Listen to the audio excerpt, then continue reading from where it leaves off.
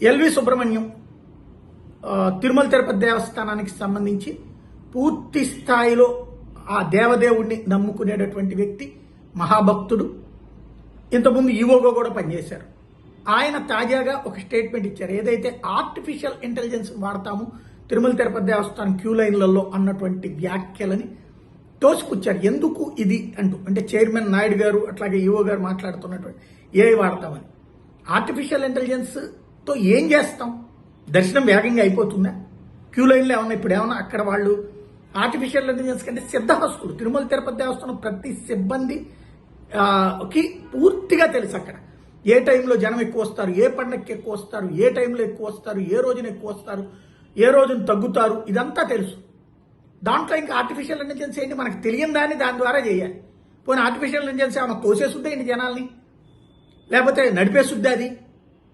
అదేదో ఇతర పదాల్లో ఉపయోగం ఏది, లేకపోతే అడ్మినిస్ట్రేటివ్ యాక్టివిటీలోనో అంతే తప్పించి ఈ క్యూ లైన్లకి ఆర్టిఫిషియల్ ఇంటెలిజెన్స్ ఏంది? చంద్రబాబు గారు పదే అన్నారు కాబట్టి అదే పదాలను వీళ్ళు కూడా వాడుతున్నారు. ఆర్టిఫిషియల్ ఇంటెలిజెన్స్ వాడతాం, ఆర్టిఫిషియల్ ఇంటెలిజెన్స్.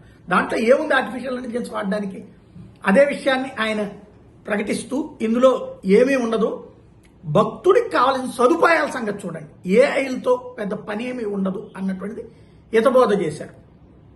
కావాల్సింది ఏంటంటే వచ్చిన ప్రతి భక్తుడికి ప్రశాంతంగా దర్శనం చేసుకునే అవకాశం, చక్కగా అక్కడ పైన ఉండటానికి తగిన వసతి, సరైనటువంటి ఆహారం తక్కువ ధరకి అందేటట్టు, అన్నదానం కాకుండా మిగతా టిఫిన్లు ఇవన్నీ కూడా, ఈవెన్ టిఫిన్లు అవి కూడా పెడుతున్నారు కదా, వీలైతే మరికొన్ని చోట్ల కూడా పెట్టండి. ఇప్పటికే నేను విన్నదాని ప్రకారం అయితే ఈ మధ్యన వెళ్ళొచ్చిన వాళ్ళు చెప్తున్న చాలా మార్పులు వచ్చినాయి. అందులో మనకి అక్కడికి వెళ్తే టోకెన్ ఇచ్చేస్తే ఎప్పుడు దర్శనం అంటారో ఆ దర్శనం టైంకి ఆ క్యూ లైన్ దగ్గరికి వెళ్తే 2-3 గంటలు అయిపోతుందని చెప్తున్నారు. అంటే 18 గంటలు 20 గంటలు అనేటటువంటిది ఏంటంటే ఇవాళ మనం వెళ్ళి టోకెన్ వేయించుకున్నాక రేపు 20 గంటల తర్వాత దర్శనం.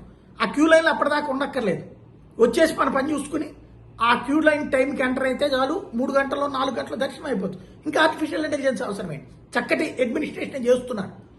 అట్లాగే ఆ కొండ మీద వివిధ ప్రదేశాల్లో ఈ అన్నప్రసాదాలు కూడా పెడుతున్నారు అంటున్నారు. మంచిది, మంచినీళ్ళు కూడా అట్లాగే ఇవ్వండి చాలు. పాలు, అల్పాహారం, టిఫిన్, ఏదో భోజనం, ఇది వివిధ ప్రదేశాల్లో ఇవ్వగలిగితే అంతకు మించి ఏది ఆలయం దగ్గర చేయాల్సిందేం లేదు.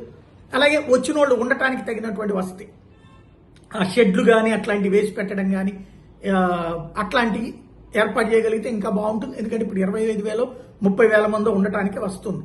దాన్ని ఎక్స్టెండ్ చేయగలిగితే ఇంకా బాగుంటుంది. ఆర్టిఫిషియల్ ఇంటెలిజెన్స్ లాంటివి వద్దన్నటువంటిది సుబ్రహ్మణ్యం గారు చెప్తున్నమాట.